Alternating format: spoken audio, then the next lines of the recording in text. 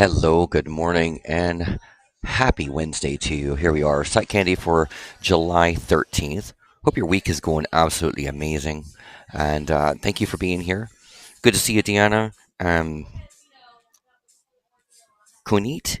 I'm probably not pronouncing that correctly, but welcome. Everybody that is also watching on YouTube and Twitch, thank you for being here. This week is part of the Relationship 101 series, and we've been covering a lot of different aspects with relationships. And today we're going to be diving into the aspect of trust and when trust is broken. This is one of those areas where, if you've been in bad relationships and things of that nature, or even with just friendships, when somebody breaks your trust, think about how hard that is to rebuild that trust sometimes in that person. Mark, welcome. And rebuilding trust is one of the most complicated aspects in any relationship. And sometimes that trust factor, though, it's whenever we're even having to rebuild trust in ourselves. And it's really hard to, when you have had that trust broken over and over again, you've lived in that cycle. Well, it's hard to get back out there and trust again, right? But when trust is broken within a relationship, it can lead to a very large variety of issues. I like to compare it to going downhill with the possibility of a brakes going out while your steering wheel falls off. Now, this particular topic of trust comes up in a daily basis for a lot of people, or battling the aspect of trying to trust somebody. Rebuilding broken trust requires steps in order to truly fix it and repair it, rather than just try to slap a band-aid on it, which is what most people try to do.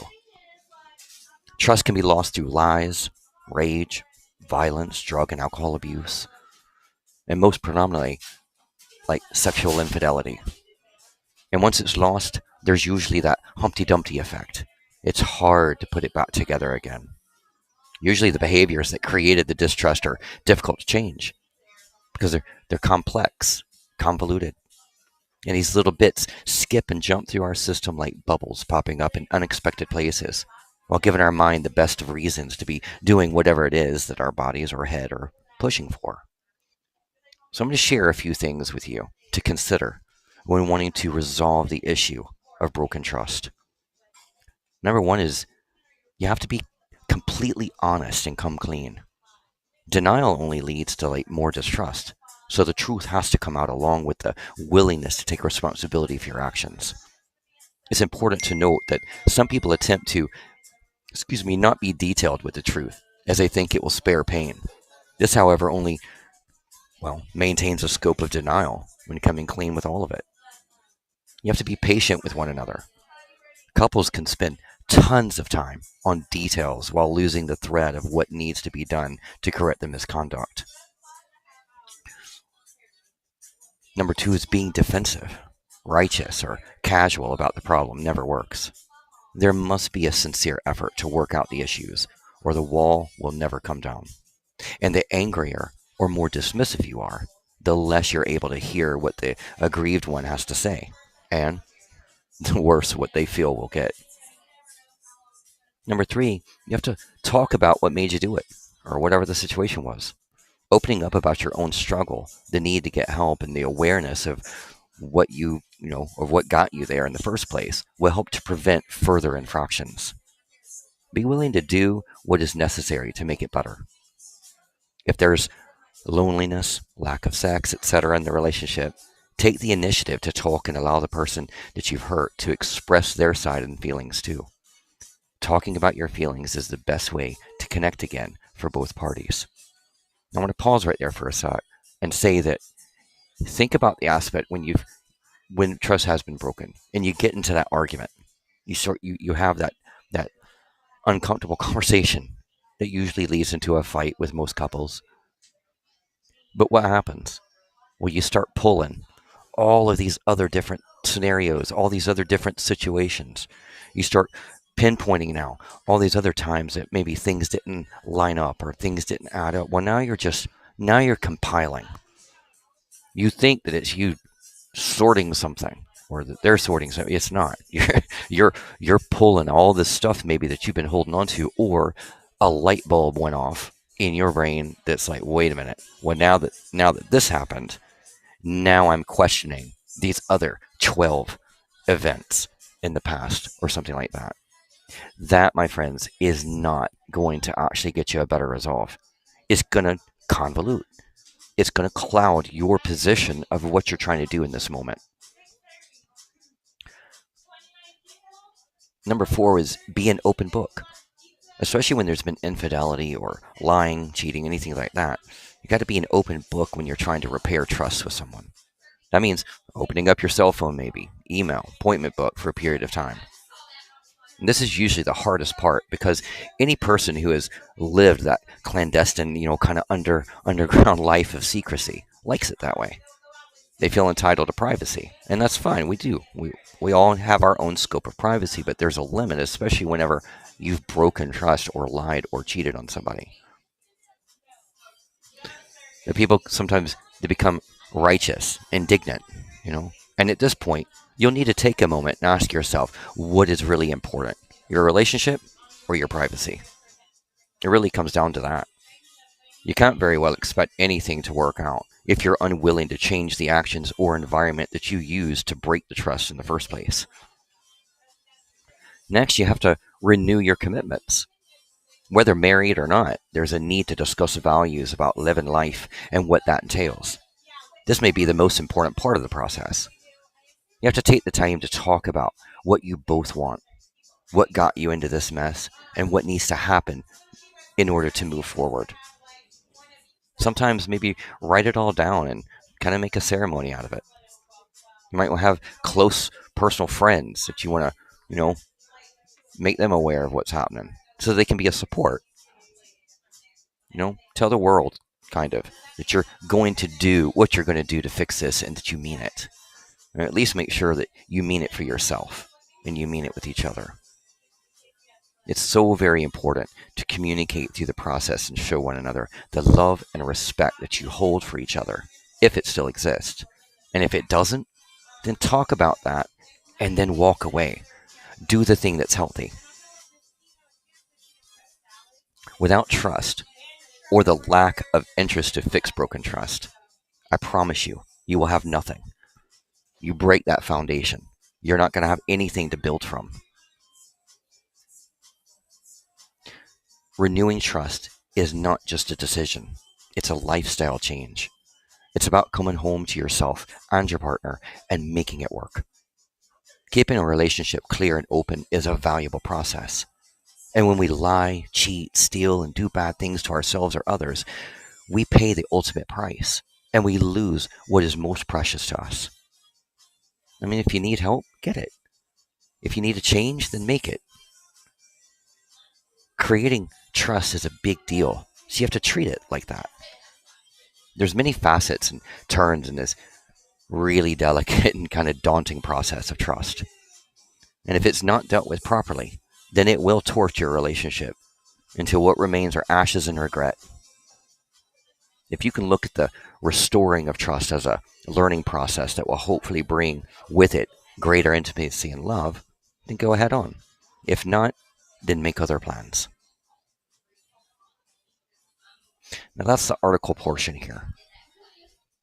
And I just want to say that when you do look at trust, trust is one of those things that, well, let me ask you this. How many people have you ever had a conversation with? And this might even be you in your past. But how many people have you had a conversation with that's, oh yeah, I'll never trust again. I've learned not to trust people. I've learned not to put myself out there. I've learned not to be vulnerable. I've learned to basically wall up and defend my defend my position to the death. Well, if you lose the premise, if you lose the ability to trust, you lose your own ability to expand and be 100% of where you want to be and to really have full happiness with someone. No, I've been in some bad relationships. I mean, horrible. I've been in horrible relationships, and I had my trust broken. I've been lied to. I've been cheated on. I've gone through that, and it is hard. It's really hard to get to the place where maybe when I got into the next relationship, was it easy? Was it like just a no biggie to just trust again? No, it was hard, but it was a decision that I had to make. And I always put, put it out like this: rebuilding trust requires planting seeds, constant. So when we plant those seeds, what are we? We're planting seeds because we want that to grow. We want to reap that harvest of trust. I'm going to trust again. I'm going to rebuild broken trust. I'm going to be where I need to be in order to allow myself to continue to grow and be healthy, and most importantly, be happy and have that self-awareness. Because trust it's tricky, man. And broken trust can be a really nasty poison. And if you have relationship, you're in a relationship where you can't say, I trust my person 100%. You're like, I have plenty of couples come in, and I'll ask whenever, because I have to talk to each person, individually, and I'll say, do you trust your partner? Like, do you trust them 100%? Most people are like, no. Most people can't say that. They can't say they do. Like 60%, 50%, it's a gamble. That's not a foundation. Broken trust has to be fixed. And it's hard too whenever it depends too what you're dealing with. It does. I mean, meaning like dealing with infidelity, being cheated on, that's really hard to like really be able to move past it. And most people never reach 100% after that. It's just a fact of today's world, today's society, today's mindsets. And because so many people have been through it, so many people have been hurt, have been cheated on, all that. So now nobody gets that 100% mark. But I've seen couples actually work past infidelity and get to a place where it is healthy. Like, I mean, they learn to have a healthy, happy relationship, and yeah, there's still that little tail of a little bit of that darkness that's sitting in the corner somewhere, but they learn to move past that because they do love the person, and sometimes we can get to that place where we accept the fact that we are all human. We do make mistakes, you know, but the main thing is that we have to realize that first, trust is reciprocal. Secondly, you can't demand trust. Trust is earned. You earn that trust. When I meet new people, when I meet new people, I I will trust them. I choose to. I choose to trust. I choose to trust until you give me a reason not to trust. And I have found, at least with new people, I mean, I meet new people all the time, bring new people into my world, and I found that as long as I maintain that, it works pretty well. And what that also does for me is it helps me maintain a better aspect, a better protocol for how I'm learning to fix that inside myself. So I don't want to live I don't want to live my world where I'm so walled up, shut down. I won't trust anybody. I'm not going to be vulnerable. I'm not going to do these things because it's happened before, and so screw it. I'm just not going to take the chance, and I'm not going to put myself out there again. Well, that's going to be a very well. It's going to end up being a very unhappy path and a very unhappy life because we have to trust.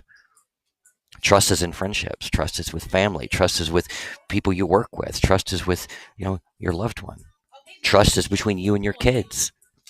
We require trust. Human beings need trust because trust allows you to open up and be free. Trust now allows you to be liberated. It allows you to continue to elevate yourself and not let yourself get broken down, demeaned, shot down, dragged down until you are operating from a very shallow position. So, always exercise a positive aspect towards trust. And whenever trust has been broken, you got to go through some of these processes I was just talking about. You got to communicate, you got to talk.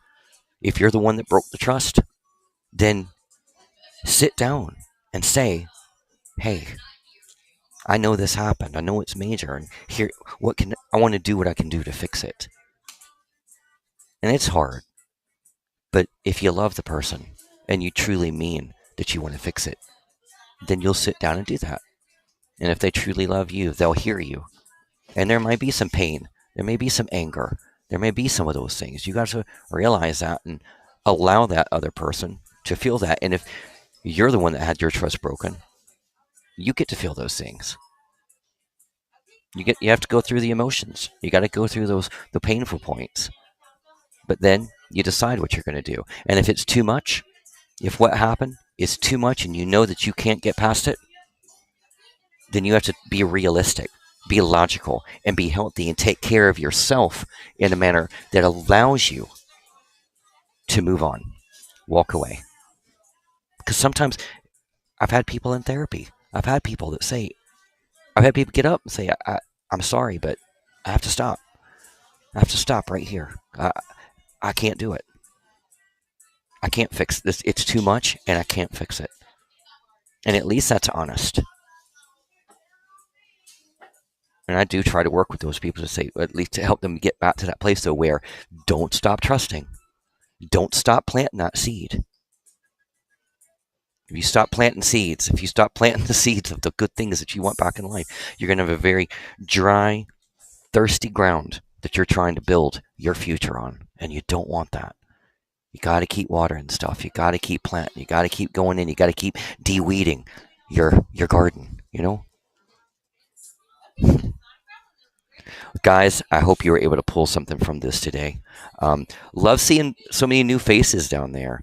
Jet, Jamie, so glad to have you here. Mark, always a pleasure seeing you. Deanna and Clint, you'll correct me at some point. Tell me how to pronounce your name, but welcome everybody. And I hope that your week is going absolutely amazing. I hope you have a very blessed rest of your day. And please come back tomorrow as we continue our journey here in this series, dealing with relationships. And I look forward to seeing you guys tomorrow. Until then, be happy, be healthy, and most importantly, be you. Take care. Cheers.